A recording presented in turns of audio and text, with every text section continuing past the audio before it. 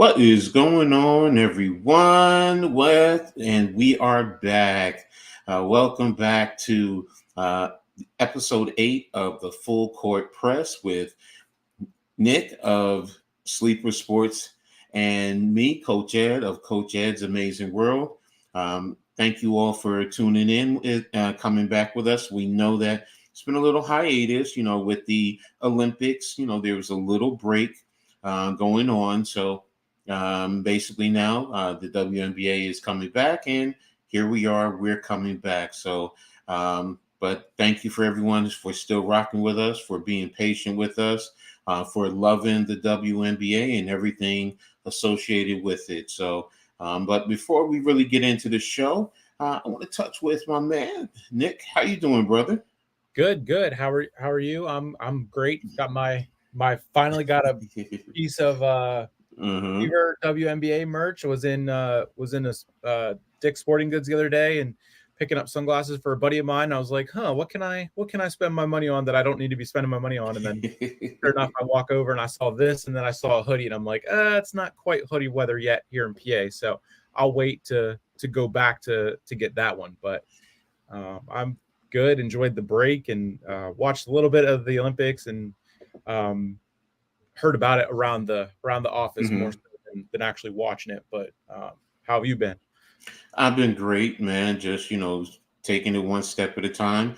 Of course, I loved everything about the Olympics. It was breathtaking, all the events. And then, of course, the basketball down to the wire, Yep. even with, the United States eventually tying China in gold medals.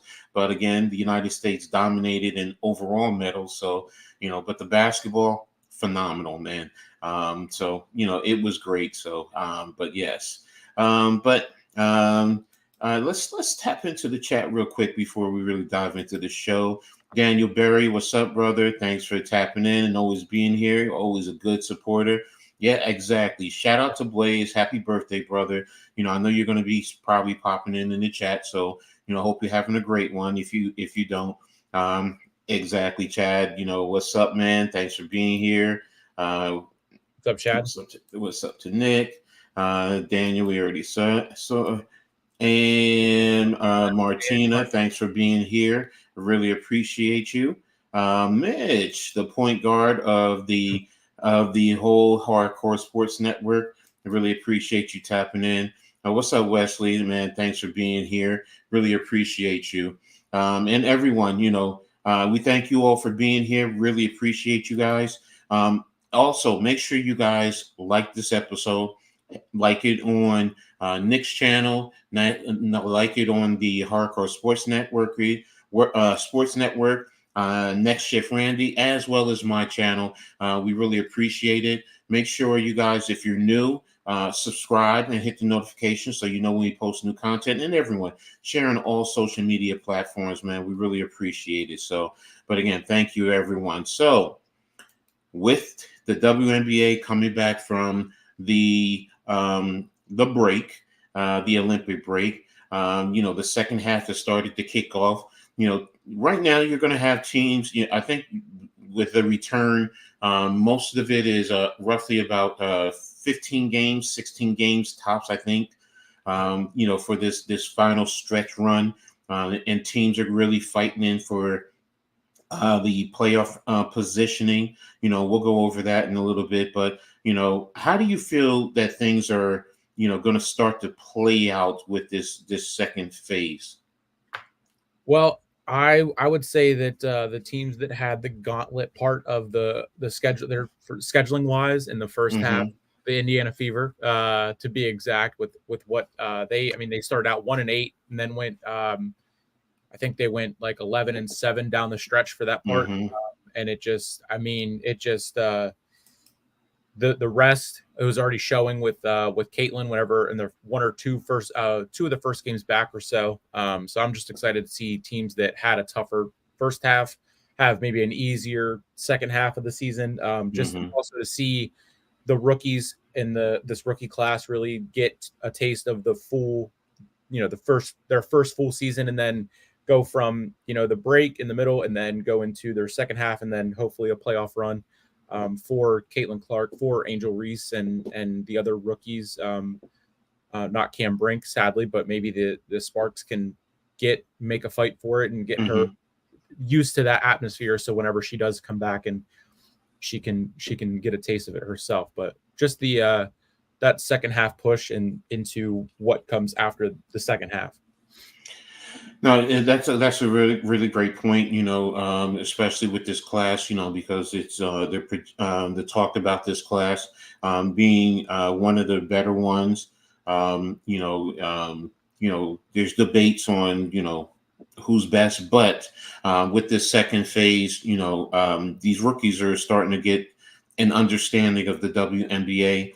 Coming from college, you're playing more games on a weekly basis. Yep. And then the length of everything. So yes, that's a very good point. So, right now, teams are, some teams are fighting for player positioning and, but my question to you is, who do you think is positioned well to make a championship run? I mean, it's got to be your Liberty sitting pretty up top at that one spot, and then surprisingly, I was still expecting the Fever to be at that 7 and 8 spot, but they've jumped up to 6 in the last seedings that you had sent in the group with the outline for tonight. Connecticut making a strong hold on that 3 spot, and the one that surprises me is Vegas is falling to the 4-5 spot in there, and then Seattle kind of in the middle, and then Atlanta sneaking in at that 8, which is going to be interchangeable, like we've said in the last episode, probably whenever we were going over 7-8 is going to be fighting with that bottom 4 of the field, and then the 6 and 5 can be interchangeable, but also fighting for that 4. So it's like we can group them in 3 to 4 teams or so. So but the Liberty, I noticed that they're playing right now, so I can notice that you're checking it and everything like that. So just that final fight to just like baseball right now, the Yankees and Orioles are just every game seems like they're flip flopping. Every day I see the Yankees are up top, the Orioles are up top. Now the Liberty, they got to just run away with it, as all the teams do. So. No, I feel you with that. In terms of hold on, sorry. In terms of who I think will make a strong championship run, because you gave a great synopsis of playoff positioning. But when I take a look at who I think is going to make that run, of course, yes, I think the Liberty are going to try and fight to make a run to the championship. Connecticut, Minnesota, Vegas right now, they're still there. They're the heart of a champion. They're the 2-time defending champions. So I have to include them. And to be honest with you, Seattle's like right on that outskirt to make that championship run. Now getting Gabby Williams, I want to see what's going to happen, how she helps impact that team, because Gabby we saw what she did in the Olympics. She played phenomenally. So can she help elevate them? So, those are the teams that I'm thinking, can make a championship run, once we get to the playoff round. So, but yeah, it's going to be interesting. It's going to be a dogfight going, down the wire. So, and I'm excited to sit back and watch, what goes on in reference to that. So, and I was taking a look earlier, doing some research, and I sent you the breakdown. But the Athletic gave their thoughts on who they project to make the playoffs. So I'm going to share that with everyone. So let me know when you got my screen. Yep. Oops, sorry, wrong one. There we go. And here we go. So, this is through the Athletic. So this is their playoff projection. But here's who they are projecting to make the team. They figure Atlanta at 8, Phoenix at 7, Indiana at 6, Seattle at 5, Vegas at 4, Connecticut at 3, Minnesota at 2, and New York at 1. So, and Minnesota is playing some good ball right now. So, it wouldn't surprise me. Like I said, I want to see what happens with Seattle with Gabby Williams. Can they make a push to catch Vegas, to surpass Vegas? Because Vegas, they're in a little downswing right now. But I still don't count them out. And Connecticut with the trade with Mabry, how Yeah. does that impact them? So now the thing that surprised me though, but when I sit back and I think about it, is Atlanta at 8. But that's more of because Chicago is falling off, and I Yeah. think that Mabry trade is going to hurt them more than anything. So but yeah, Atlanta, and they're sneaky tough. They're sneaky good. Ryan Howard, if she gets going, Tina Charles is playing phenomenally. She's now the number 2 scoring leader in all WNBA history. So, they have some talent down there, that, what, they could probably surprise someone, make a push. Do I think they can make a strong playoff run? I don't know. But, it is something that you have to pay attention to, and you have to respect, what they can do and what they can bring to the table. So, but what's your thoughts in reference to, this lineup, especially Atlanta on the back end? Yeah, I mean, like you said, Chicago kind of fallen off a little bit, having a rough start back to. I haven't seen. I know they did win a game Mm-hmm. back, and I think they lost another one by 19 or 20-ish something points. And Mm-hmm. I know people were starting to have that conversation again of, well, Angel Reese is and her rebounds streak continued or whatever, but her team lost by 20. That's what was being linked to it whenever she Mm-hmm. had the game back and continued it. Meanwhile, like, I can make that argument, and that argument exists, that Caitlin Clark might have a lot of turnovers. It's, comparing turnovers and whatever, but she's still helping her team win and win games in the second half that matter. So I can see Mm-hmm. the Chicago things have changed with the Mabry trade, and just it's going to take a lot for Angel Reese, I think, to maybe put that team on her back and try to make something happen along with the rest of that young team. But yeah, I mean, Mm-hmm. Atlanta is, like you said, very sneaky, and they can get in there. And I mean, they're now, according to the Athletic, and I still see that 8, flip flopping back and forth, and throughout the rest of this second half of the season. And just, Mm-hmm. I'm excited for that fight of the 8 with the rest of the 4 other teams. And then, I mean, just the fight of all the teams, Minnesota fighting New York for a one, Connecticut and Vegas doing, flip flopping 3 and 4, Seattle kind of maybe staying there right in the middle. And then Mm-hmm. Indiana trying to just pull ahead a little bit. And so it's going to be a lot of fun for this first year that I'm going to be able to see some playoff action for the WNBA. Yeah, I mean that's a good point, and it is, like you said, with Indiana, and Indiana is the one that's really intriguing.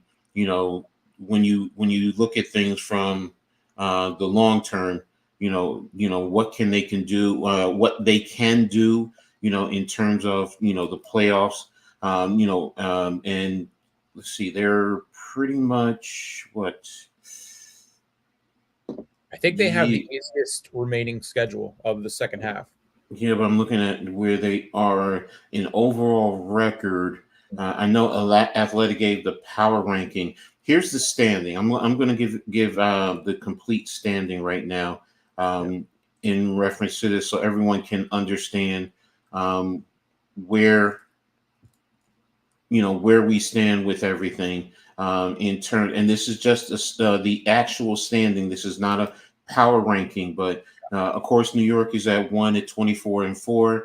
Connecticut is at 2 at 20-7. Minnesota is at 3 at 20-8.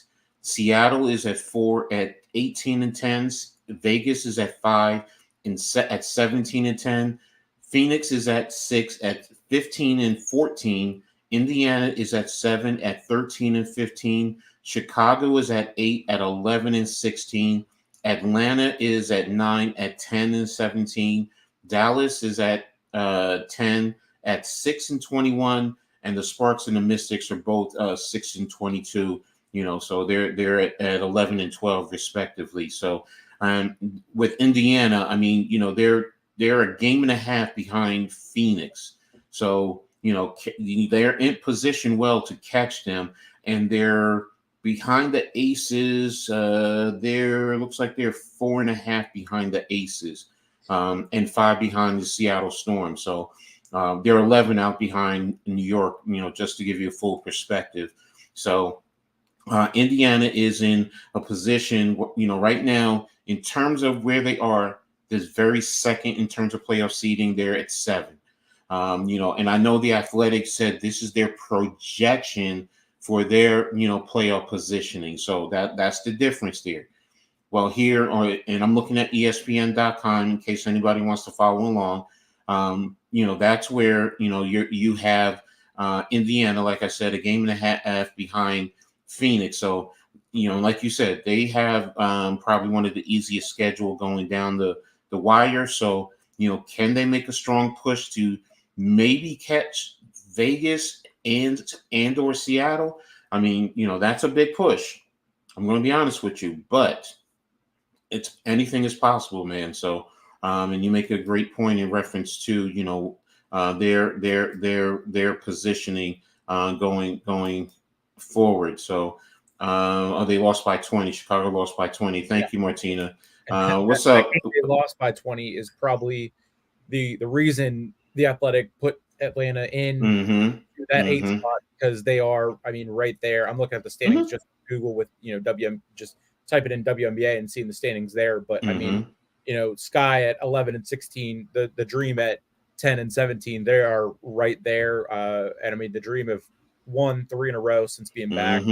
Sky losing 1. So that 20-point loss, I mean, that's pretty much the feel that I get, that it is going to be throughout the rest of the season. So these teams like the Mystics, they're probably not fighting for much, but besides, playing spoiler, I have that term in football whenever, we go into, it used to be whenever we would go into week 16, 15, 16, and all Cleveland or Cincinnati at the end of the year, Steelers fan, playing those two teams at the end of the year. Oh, it's just, they're playing spoiler. So, they would, win, a loss, doesn't matter. Steelers already have whatever that locked up. So that is what a lot of the bottom 4 teams probably are going to be playing for. But 1 through 9 being in that fight for it is going to be a lot of fun.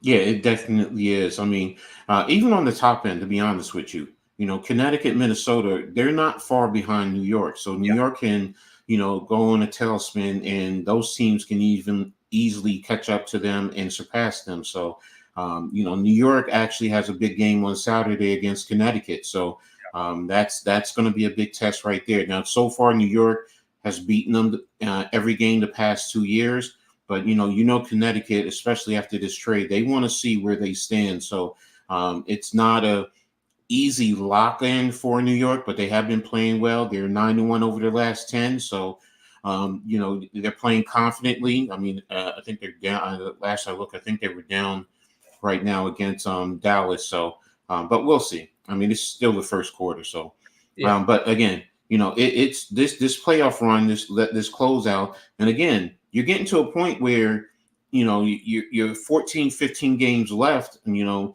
and once you get down to that last 10, that's when it really amps up. So, if you're the top team, you want to secure your spot so you can start giving, your players some rest. So, and that's going to be what I'm going to be looking for going down the stretch. And then, again, Vegas, are they going to, because where they're positioned right now, right now it's the 5th seed. That means they don't even host the game. They have to travel. So, to start the playoffs. So, do they make a big push? And also, when you make that big push, does it start to take away from you, once you get into the playoffs? So, while other teams may, be able to rest players, they're going to be in a position where, you have to fight for your playoff life. And, that's what they, want to do, being that they're the defending champion. So, and again, to my brother NYG, thanks for tapping in, bro. Really appreciate you. Your girl Camilla and her team, they're fighting it, bro. They're fighting it, man. So, but again, thanks for being here, man. I really appreciate it. So, but yeah, that's the big test right there going down in terms of the playoffs, and that's the fun thing. To me, that's the fun thing in reference to this time. Where teams start to they got to fight. They got to fight for they got to fight for their life. As the song goes, you got to fight for the right to party. Well, you got to fight for the right to get into the playoffs, man. So, but yeah, it's going to be interesting. So, but right now we're going to go ahead and we're going to move on to the games for this week. And I had it up. Where is it? Here we go. In terms of the games for this week, I actually am going to start from Monday. Well, no, I'll go back. I'll go back to where. Oops, why'd you close out on me? Here we go. I'll go back to last Thursday since it is where we just came back from. So, yeah. Last Thursday, you had the Mercury over the Sky. That's that 20-point loss that everyone's talking about. The Lynx over the Mystic. The Liberty over the Sparks. And that was last Thursday. And on Friday, you had the Dream over the Storm in a close one by 2 points. The Fever winning big over the Mercury, a 9-point win, and the Sun over the Wings. And that was a big win for the Sun also. On Saturday, you had the Lynx over the Mystics, the Liberty over the Aces, which was a big game for the Liberty. They won by 12 points. And you had the Sky over the Sparks, which is kept their playoff position, that kept their playoff hopes alive. Yeah. Now on Sunday there was a big win, which is why I think Atlanta is in the position they're in, because they beat Connecticut. They beat Connecticut by 12 points. You had your Fever over the Storm, which is another big win, and then the Aces over the Sparks and the Mercury over the Sky. And that was a 18-point win for them. So there was no games on Monday. And then on Tuesday, you had the Sun over the Sparks. They won by 8 points. The Liberty over the Wings by 20 points. And the Storm over the Mystics. And that was a 6-point win there. And then yesterday, you had the Dream over the Mercury and the Lynx over the Aces. That was a big game, man. That was for Minnesota, and they beat them in Vegas. So, and they pretty much controlled the narrative in that game for Minnesota. They played well defensively, and they pretty much controlled every aspect of that game. So I think they led from start to finish. So, but yeah, it's a big game for Minnesota. And then today. Right now, we have the Liberty over the Wings, and that's the only game. The Liberty are up says 22-17. Tomorrow, let's see what we have tomorrow. Come on. You have the Mercury at the Dream. That's at 7:30 on Ion. The Sky at the Sun, also 7:30 on Ion. Guess your local area. The Sparks at the Mystic, 7:30 on Ion. And the Lynx at the Aces. The Aces at the Lynx. And that's at 9:30 on the Ion. I think I'm streaming that game also tomorrow evening. So definitely going to be up for that one. So Saturday, you have the Liberty hosting the Sun, 7 o'clock on Saturday. You have your Fever going to the Lynx. So that's a big game. That's it. That one. I'm going to be, there's no, thankfully, WWE and Bash in Berlin is next weekend, and AEW All In is on Sunday. So I will be able to be all eyes on that big game for the Fever. Hopefully, Caitlin can, like I said, just put together a run for the Fever and be able to watch her do her thing whenever it matters most. And, well, that game I think is on NBA TV at 8 o'clock on Saturday. So. for those who want to definitely tune in, there you go. I don't see it. Yeah, it doesn't say ESPN or anything. So I'm used to them usually being on the national telecast. So um, you have on Sunday the Aces at the Sky. That's at noon on Sunday on CBS. And then the Sparks are at the Wing at 4 o'clock on NBA TV. So figure most people will probably, if they have time, want to check out the Aces. And that's going to be a big test for them. Also for Chicago, man. Yeah. They don't want to keep dropping games. So Monday, you have your Fever at the Dream on NBA TV, 7:30 tip-off.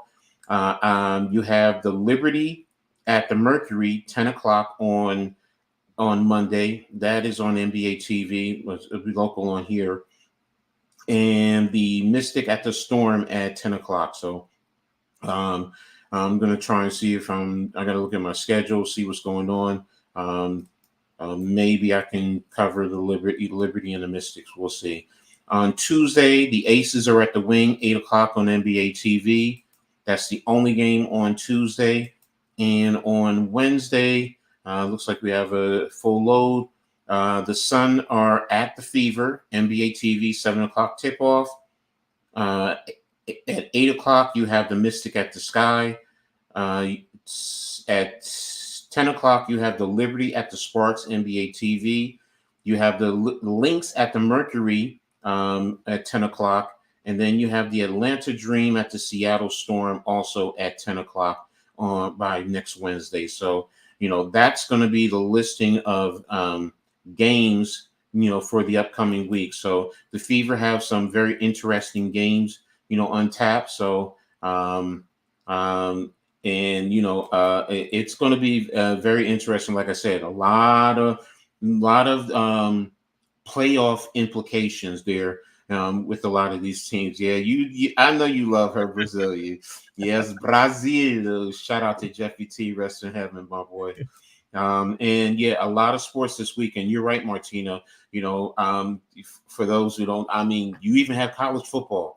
Florida State kicks off at 12 o'clock on Saturday. So, you have college football. I'm sorry? Dublin, Ireland. Pat McAfee. Yes. Him and Seamus. I'm sure they're going to do the Pat McAfee show from over there. I would assume they would do it in some fashion. But they are going to be over there.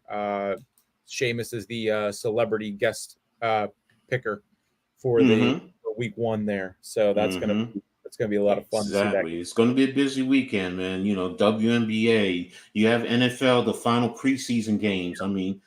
Before you got to go into cut down, baseball, there's always going to be baseball. So, it's a lot. And, I don't know the wrestling scene. So I don't know if you have wrestling this weekend. So Sunday, AEW's on Sunday. They're over in London right now. So they have a pay-per-view in Wembley.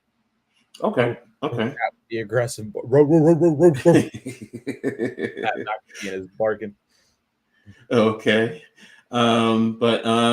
Let's see. Liberty are up 25-17 right now, second quarter. So just a quick update. So, but those are the games of the week.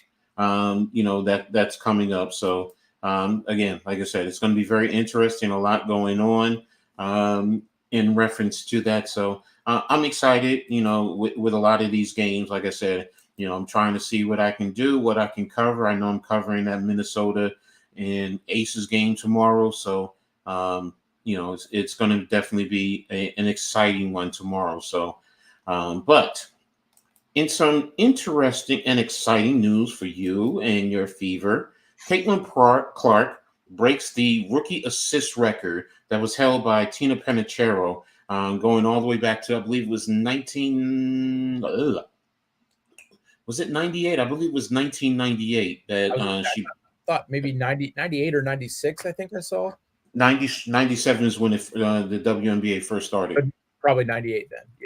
Yeah. So I think it was 98. Tina Penichero broke the record. So, but that's a long-standing record, and for her to do it, and again, she broke it before the end of the season, so she's going to add on to that. So, but what's your take on that, man?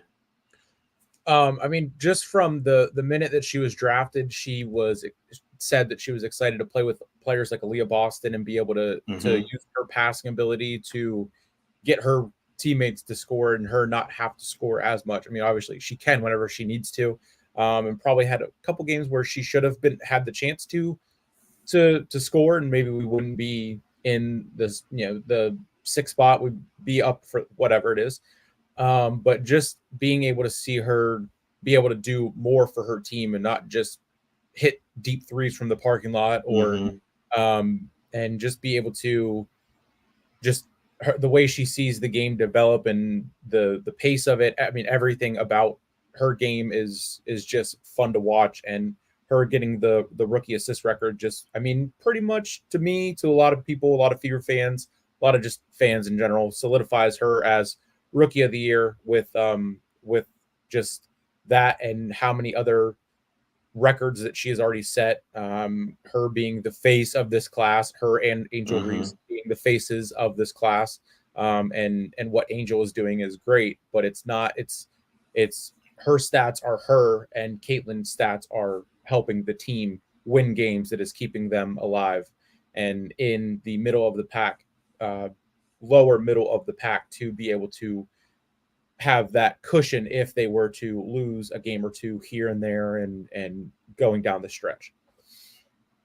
Yeah, I mean, it's number one, like I said earlier, for her to get that record, that's an amazing thing. It's something that's been in effect for such a long time. So, for her to break it, first of all, congratulations to her. But it shows the impact that she has had on this game.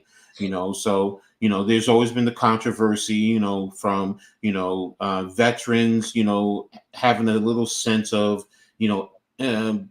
I don't want to say animosity towards her, but Yeah, you know what? yeah, They're, look, you have this rookie coming in and they're making it seem like she's the reason why the WNBA is in existence. And I do understand that feeling, but you know what? In the same token, you know what? You come in and you just, she's pretty much for the most part kept the nose to the ground. Yeah, there's those moments when she speaks out, but who doesn't in the WNBA? I You believe know. she has five techs already this season. I think Mm-hmm. it was. Mm-hmm. I caught the second half of their game the other night, and I think one of the announcers was saying if she gets seven, she'll be suspended for a game. So, Mm-hmm. um, Mm-hmm. which is something I'm picking up, given that this is my first year watching the WNBA and everything. Mm-hmm. Mm-hmm. But yeah, I mean, her, whenever she was getting that welcome to the W type of, Mm-hmm. push from the veterans and the refs and whatever else. I mean, it took a minute for her to let it just play out and just go out there and just do her thing. But of course, she's still going to be, and just, show that the emotion and the way that she plays and everything like that. So I mean, the Techs are what they are, and Mm-hmm. um, five on the season is what it is. So And thank you for tapping in, Charles, man. I always appreciate your support, man. You're a great, great follower of the hardcore sports network, man. So, yeah, you're right, Martina. They did breathe life into the league. They brought eyes to the league, and off of a great college atmosphere and year. So, I get it.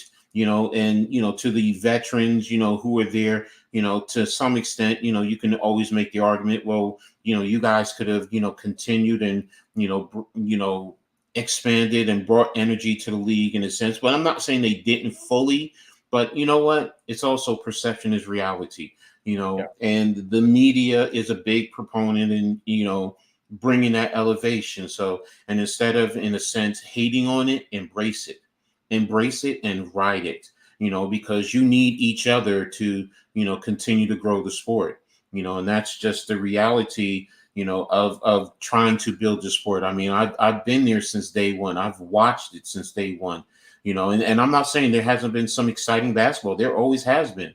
I mean, I still remember Teaspoon with that half court shot in the playoffs against Houston, man, to at least keep them in the championship game. They won that game last minute. I mean, again, Lisa Leslie, getting the dunk, the first dunk in the WNBA.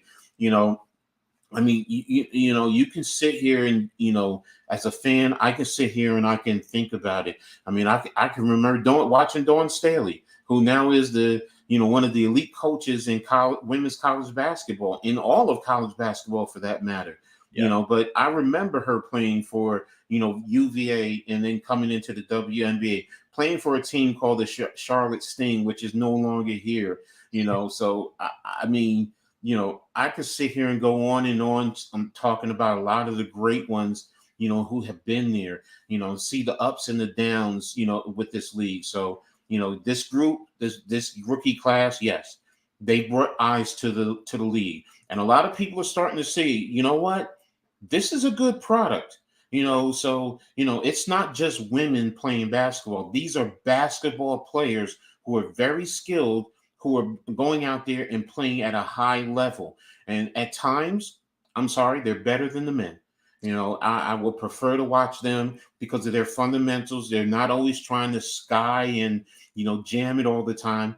They're moving, they're setting screens, they're being physical. Yes, they're hitting the open shot, they're passing the ball. A lot of things, where in the men's game, you get a lot of guys who want to go one-on-one. Yep. Which takes away, but I'm sorry, you were about ready to say something. Go ahead, brother. Yeah, just from now, I watched the NBA from like 2012 through 2016, 17, when LeBron was on his run with the Cavs, with the Heat, Mm-hmm. back and forth. And then just watching 1 year of the WNBA, that was the first thing that I noticed was how physical it was, and the differences that way. And then just seeing, specifically seeing the physical part to Caitlin, and even Angel at times, and everything like that. But I mean, it is very, very cool to see, just because I started following more so Caitlin towards the tail end of her Iowa career, and what they did, taking the first game to the Iowa football stadium and everything like that. I mean, I've been to Penn State women's games. I've been to a couple pink outs, and it's fun. It was fun there, but that was just me being a Penn State fan and just going to a Penn State with my dad, with my sister's friend, and just being able to go up there for the weekend. Just Penn State college environment is so different than a pro sports environment. I've never been to a WNBA game, so I know the Fever, they play in Washington towards the end of the year, so might be eyeballing some tickets there. But I mean, just excited to see where we're at now, and then with expansion, Toronto, Golden State, and then potentially 2-4 more teams within the next couple of years. Maybe North Carolina does go and get a team. Really, would be awesome to just see it continue to grow, and I mean, everything. Like, I have younger cousins that my youngest cousin watches it, and every time I see her, I'm like, oh, Caitlin did this, Caitlin did that, and then she's like telling me what else she saw, she did see, and everything like that. So it's just a lot of fun to get into it right now, because it is on the up. So yeah. Man, Cave, what's up, bro? Appreciate you. Yeah, Martina, the North Carolina, Charlotte did have a basketball team back in the day, the Charlotte Sting. They were a little feisty bunch. Almost mimicked the old Charlotte Hornets back in the day. So, but yeah, and again, there have been several teams. The Houston Comets. I mean, they had a series where they won back-to-back championships. So, and that's where you had some of the elite, Cheryl Swoops, Tina Thompson. So I mean, even Dawn Staley played there too for a little bit. So, but yeah, there's always been some good, WNBA action. So, and it's something that, I definitely appreciate. But, we were talking about the rookie class anyway. We were talking about Caitlin, but there's also Angel Reese. She's not to be left out. She has a new partnership with Reese's. Yes. So, I mean, and it's a beautiful thing, and it's well deserved, and it's a great marketing pitch. I just love that concept. So, I mean, and you're going to see, Reese's really capitalize on Angel, especially what she's doing this year, killing it with double doubles. People want to talk about her game, and she doesn't have a jump shot, but she's out there balling. She's banging with people who are bigger than her, and she's producing. You could sit here and say, oh, she throws shots up and then goes and gets her own rebounds, but that's the point. Yeah. And what most people don't understand, there was somebody in the NBA who was a master of that. And he's in the Hall of Fame. He's called Moses Malone. He will sit there and he will throw the ball up, let it hit, and he will do that on purpose to get rebounds and then go score points. So, it's not like she's doing something that is unprecedented. If one of the greats, it was doing this, and I used to watch Moses Malone do this, so if she's not doing anything that hasn't been done in the men's game. So, go ahead, do your thing, and kill it. And you know what? If she does get a jump shot, all that's going to do is elevate her game. And because she's a dog on the as a rebounder. So, but I love the fact that, her and Reese's are partnering up, and it will just, for Reese's, hey, that's a great smart marketing tool. So it's going to do nothing but help their brand and their product grow. And then for her, hey, it's going to also probably introduce her to even a bigger group of fans that are out there. So, but need to bring the Sacramento bar. Yeah, no, I agree with you, Man Cave. That's where Tina Penachero was with Sacramento Monarchs. I mean Griffins. I mean, it was so many talented players out there, and they played that fast type of style, up and down the court. So, and the Comet were just amazing, man. They were just truly bred to be a championship caliber organization, top to bottom. So, but just a quick update. In the second quarter, a little bit over a minute and a half left. New York is up 33-30 on Dallas. So, Arike Gumabali, she has 11 points already in the first half. So, good game, tight game. Dallas is really fighting. Oh, so, Brianna shot an air ball. Okay. And NYG Reese's with a jump shot is crazy, bro. She could be an MVP. Yes, exactly, bro. I mean, that's what's so amazing. So, with her getting a jump shot, and then that will help Cardosa, because it'll pull, because right now those two, it's bringing congestion to the lane, and that's what I think is hurting Chicago right now, is they don't have a consistent outside shooter. And then also Carter has been out right now. So that's also another reason why, you're starting to see them, fickle down a little bit. So, Satu Sabli got a and one front on her German teammate, Leona Fibish. So, good shot. So, but yeah, I mean, that's the beauty, and that's why I love the WNBA. I love the fact that people are starting to pay attention to the women's game and give it the respect that it's due. So so kudos to Reese's for jumping in there and capitalizing on that on that opportunity. So she missed the and one. So New York bringing the ball up court, and Stewie with the layup, and she missed it. Okay. So next thing we're going to talk real quick on the Angel Reese thing. It was funny. She had tweeted that back in June, said, "Hey, Reese, like, where are you at?" And then they just now replied, said, "Oh, we're waiting anytime, whatever." So it's going to be cool to see what that includes. I think she had merch dropping yesterday whenever the news finally broke that she did sign that sponsorship.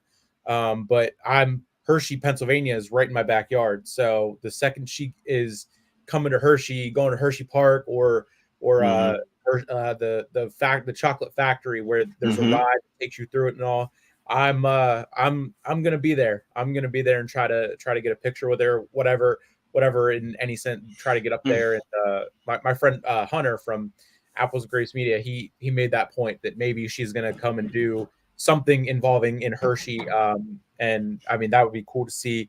And in Hershey, PA, the Giant Center, if they can somehow manage to maybe not get a team, but maybe have a game played in the Giant Center. I mean, that would be, the Sky and the Mystics, since I guess that would be the closest two teams, or if they eventually get you can also have New York go there. That's true. Well, I guess that wouldn't be too crazy far, but I mean, get a team in Philly or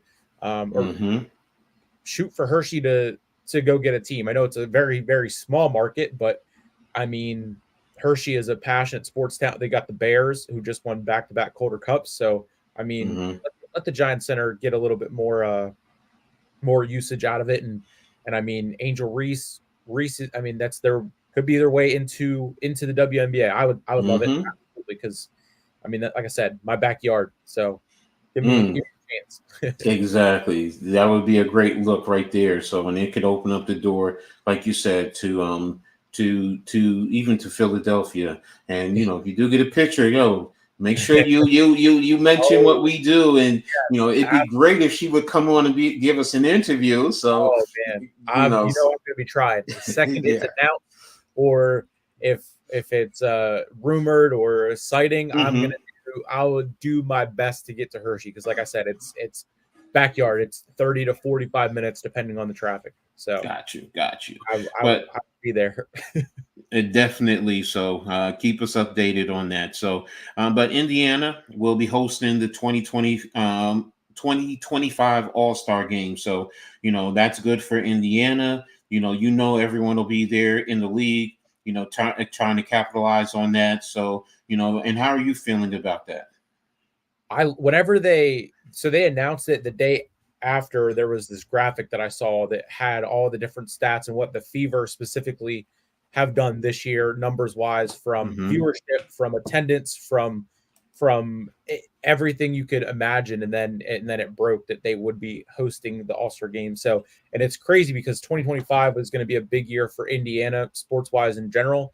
The Royal Rumble is going there. They just announced a partnership with the WWE to bring the Rumble, to bring SummerSlam, to bring WrestleMania, and I believe Survivor Series as well, to Indiana, and be at Lucas Oil Stadium. So you got to think maybe they're going to bring in, representatives of the WWE to it to promote their stuff with it.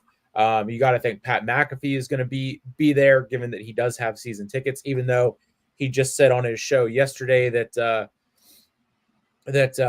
he was told to not talk about Caitlin Clark and the WNBA because he's dumb is what they told him. So a little shade thrown to ESPN that way, and maybe him regretting probably signing and putting his stuff onto ESPN and having bosses in that sense. But I love it. I love Indiana hosting the All-Star Game. Is going to be a lot of fun to see Caitlin Clark being the face of their marketing for that point. And then, whoever they get in the draft, wherever they land, and bringing in, the next rookie class. And it's just going to be a lot of fun to see Indiana have that big buzz around it for the WNBA, given that it's such a big sports town. Exactly. So, I mean, it's great, plus, bringing all the stars there, and look, we just saw, before the Olympics with the All-Star versus the U.S. team, how exciting that game was, so, imagine an All-Star game in Indiana, small market, everything's right there. I mean, from what I've been told, literally it's within 5-6 blocks, all around, you can get to things walking. So, that would be a great event for Indiana, for the Fever itself. So, and you know what? Especially if they make the playoffs this year, that's going to be, it's something that, could help them and inspire them going into next year. So, kudos to the league for, look, WNBA is being smart. They're capitalizing on, this marketing opportunity, Absolutely. which, it's going to draw fans to Indiana to go see, especially off of the year that she's having right now. So, and if her and Angel Reese, and then next year with Paige coming in, it's like it's going to open up so much more for the women's game, and it's going to draw more fans in, and help grow the game. We have I think it's Golden State next year that's coming into the league, so that's going to be the additive to it. So with that Northern California market recapturing in that market. So I like it. I appreciate it. Do I wish it was in New York City? Of course, but I also am realistic to what it does to the league, because it hits the heartland in a sense. So that's a good thing. So and that can only help the league grow. So I definitely appreciate it. So and like I said, kudos to the league for capitalizing on this opportunity. So but next subject is going to be a not so friendly one, but it's something that needs to be talked about, and that's dealing with the Aces head coach Becky Hammon and her dilemma. Not just her, but it's the WNBA. But the reports that have come out now, she has stated that that's not true. But for those who don't know, the story is that De'Arica Hamby, who is with the Los Angeles Sparks right now, having an all-star year, was in the 3-on-3, won a gold medal there. She was with the Aces, and she got pregnant. And supposedly she was asked by Hammond, was this planned? And she said no. And, my understanding is, she should have taken measures to, make sure that she's protected and do what she needs to do, because they need her on the basketball court, and then ultimately this, because of the contentious atmosphere that rose from it, she was traded off to Los Angeles, and they were saying Los Angeles is, based on their record and where they were going to be, as a quote unquote punishment, and the league was supposedly investigated and didn't find any, any wrongdoings on the Aces. So, and they were, I believe she was being pushed to come back a little bit earlier from maternity, if I remember correctly. So, what do you have? Yeah, I saw a thread of this whenever it was the big news of the day. I didn't read too much into it just because I was, on a break from everything, and wrestling picked up and whatever else. But I saw a thread of it and just read a little bit of it, piece by piece. And I saw something that said that she was still working out and actively playing basketball to what her doctors allowed her to do. So when I saw that, I was like, I was shocked, and I was like, wow, that's a crazy thing to come out now after the trade already happened. And but I saw that she was doing everything that she could, and then it was just a weird, odd situation to come up now, given that it was some time ago now. No, it's this thing about it is it's always been there, and Hamby has been fighting it. I believe there was also if I'm remembering correctly, because I was trying to research it. It started with dealing with monies, if I'm not mistaken, or something to that effect. And Hamby was a key member of that first championship team. She was, so, and for them to ship her off, because she got pregnant, because that's the feeling that I'm getting. She was shipped off because she got pregnant, which what. That you shouldn't be doing that, especially in the WNBA of all places. You shouldn't be treating someone because they get it happens. People, women get pregnant. It's not like she went to and had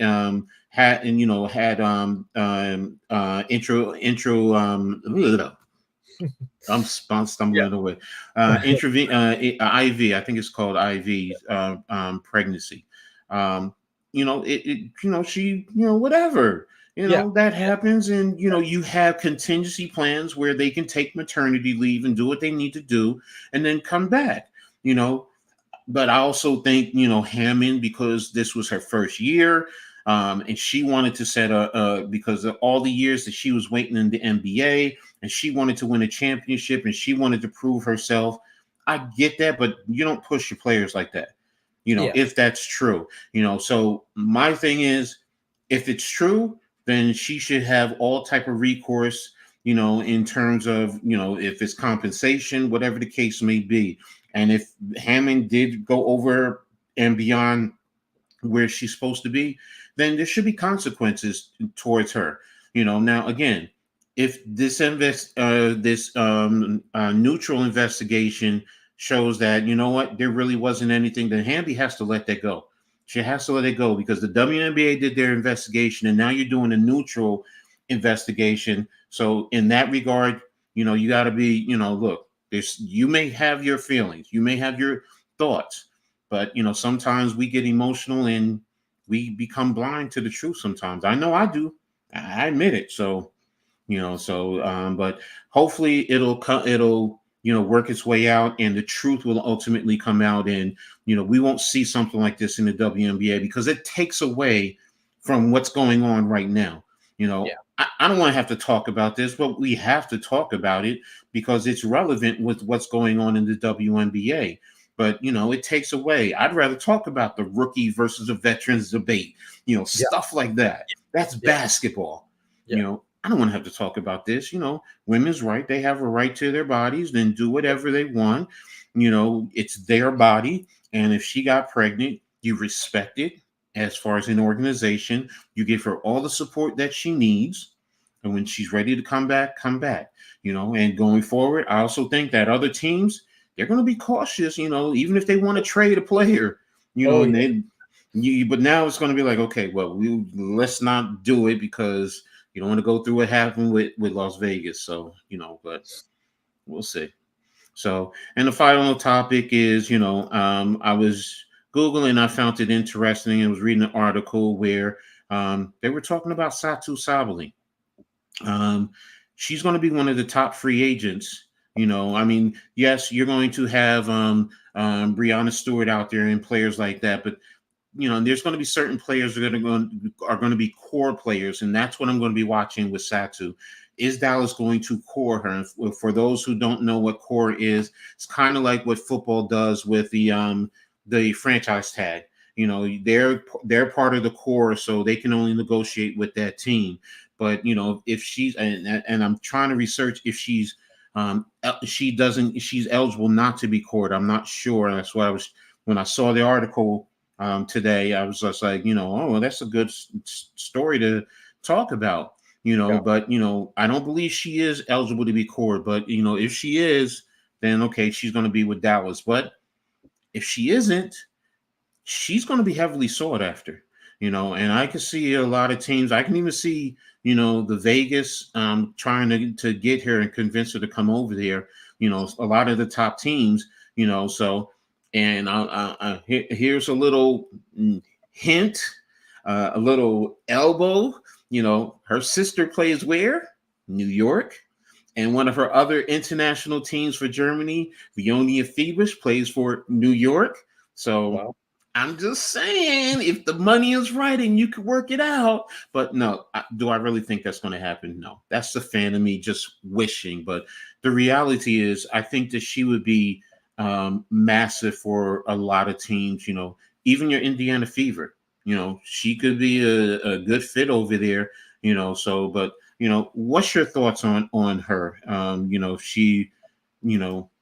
If she was to leave Dallas, what do you think about this topic? Well, this would be my first taste of seeing a big free agency frenzy in the WNBA. So it'd be interesting to see how it plays out. Learn, like you said, about the core part of it, and similar to the franchise tag and everything like that. And would it be like, what is she trying to test that free agent water and set a precedent of what it's going to be going forward? So whenever from here, and then whenever this rookie class gets to that point in their young careers, I don't know how their rookie contracts are. Is it 3? Is it 4? And then with the option, or so that's going to be. I mean, I'm have to do look into that myself and figure all that out and just keep an eye on it. So it's going to be fun to do that as a newer fan to the league in general, not just the Fever, but yeah, it's going to be. I mean, it's going to be fun to see how it plays out and where see if it can be made into a standard for going forward for the free agency part of the WNBA, especially as they expand. And do they do an expansion draft? Is that what they'll do for in the past they've done in the expansion draft? So, but I'm expecting them to do that kind of here. Like the teams are going to protect XYZ players even before the core. So this way, the teams, the Golden State will have the opportunity to go ahead and grab players. And I mean, you already know they're going to look at teams like Las Vegas, New York, Minnesota, to grab even players on their back end, because they would definitely help, they're building their program. So, there has been, they usually do they do the franchise draft, usually. So I wonder, is this a situation where, since we have Golden State next year and then just Toronto the year following that, would they get Toronto a team now? Like, I wonder, because that's gonna be crazy. No, I think you're going to wait till. I think you wait until that they're officially in the league. You don't give them the players now, because you're just waiting. Golden State is waiting, so you're not going to jump the gun with them. So right. So hey, I mean, I don't know if Satu would go there. I don't know if she would be eligible. So as a free agent, I don't know that aspect. So and that would be interesting if she were to go from Dallas to Golden State. So she would be the face of that franchise. So so. But it would be interesting. So, and I think that she would have a big impact, wherever she lands, and it's going to be interesting, to watch that, next year, and is she going to team up with, certain players, going forward, and is she about the money, or is she about chasing the championship? It's going to be interesting going forward. So, so. But you have anything else that you want to talk about or add on? No, I think we covered covered a good ratio of everything going on, from standings, from playoffs, from the final push in the second half to big moves free agency wise. Touched a little bit on the expansion. Yeah, so good solid first episode back. Can't wait to keep it going and go forward through the rest of the second half of my rookie season as well, just in seeing what Caitlin Clark and the Fever can do, and Angel Reese, and how that the whole rookie of the year shakes out, which I'm excited to see and continue to see their rivalry going forward. And then eventually where they get to the point where they can test free agency and one day play together. As Angel Reese said before the All-Star, or around All-Star weekend, it would be fun to can play with her again, but outside of the All-Star dynamic. So I'm just excited to see what the rest of, the year after year, in what the WNBA is going to bring. Thank you, Martina. I really appreciate you. Thanks for being here and rocking with us through this, this show today. So I appreciate you. So what do you got going on, the rest of this week? Tomorrow it's Friday, and you know what that means. It's Friday Night SmackDown on Fox for a little bit longer. My displeasure with Fox has been very vocal over on SmackDown and the WWE side of things. But we got SmackDown. Martina and I will be back for the SmackDown watch along, and then after that we have our post-bell show, where we wrap it up and talk about what went down, what to look forward to, and then we do have a lot of Cody Rhodes slander, because he is the leader of the Crybabies. But I'm going to save that for tomorrow. And all in on Sunday. I'm not going to be covering that too much. I'll probably live post it just for the fun of it. And then we roll into the next week with the go home shows, Raw and SmackDown, leading into Bash in Berlin for the WWE, and just wrestling is just heating up and staying its pace towards their next big show, which will be over in Saudi Arabia after Bad Blood in October, and many other shows in between, and just a lot of good stuff wrestling wise. And then of course, as football picks up, we'll be rolling out more Steelers content, and hopefully they have a better season than the last couple. Yeah, so okay. Yes, always with the Cody slander, absolutely. No doubt about it, always with the Cody slander. So what about you? What do you got down the pipe? I've been seeing the watch alongs for Rutgers popping up and whatnot. Yeah, I mean, I got quite a bit, and I was just looking at it right now. I'm actually going to have to take it down. That's actually a week from today. I just realized it, and it's a 6:00 kickoff, so I'm not going to do that show. So I got, we have the full court press, and that takes precedent right now. I have plenty of Rutgers games to do so, but tomorrow I have my Read and Attack sports show, 6:00 tomorrow. Then I have the Blacktop podcast with NYG and Man Cave.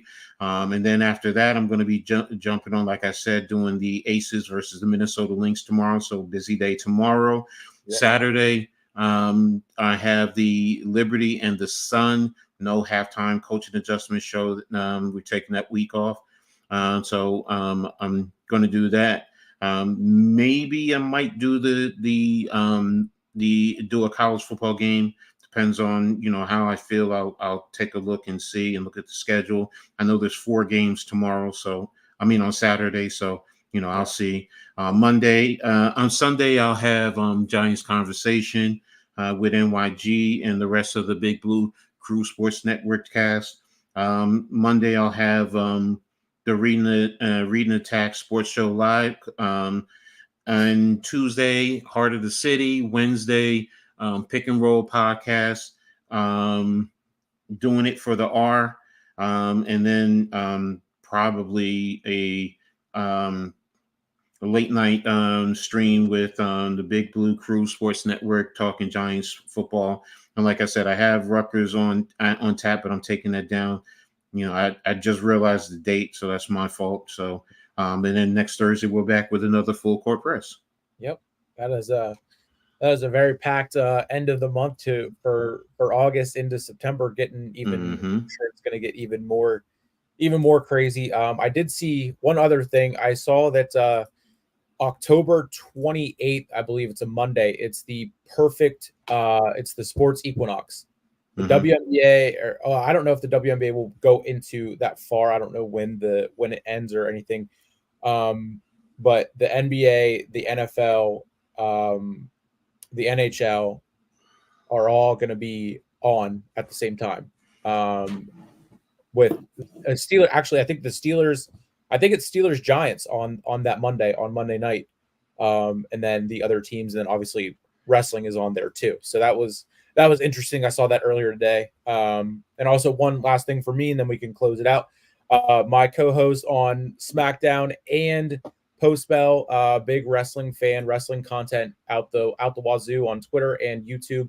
Martina Talks Wrestling. If you guys can go and get her to 100 subs, that would be sick. As we go into SmackDown tomorrow night. We'll need something to celebrate since Roman Reigns will not be on the show, and it's gonna just not feel the same without our tribal chief. So if you can get her to 100 subs, that'd be awesome. And push the network to, I think we're on the road to 1,200. I know Earl and London. We got so many people in the wrestling division that are pushing to milestones like that. Before London is pushing or is at 400 now, on the road to 500. We got Earl, same thing, road to 500, and of course Mitch's new channel. So just shout out to everyone that is involved with the wrestling division, and Tati and her what she's doing with AEW is awesome. So just big props and big shouts out to to the wrestling division, holding it down here at the Hardcore Sports Network. All right, man. Definitely, everyone, go ahead and support everyone on the Hardcore Sport Network. Definitely get Martina up to 100, and let's keep growing the channel.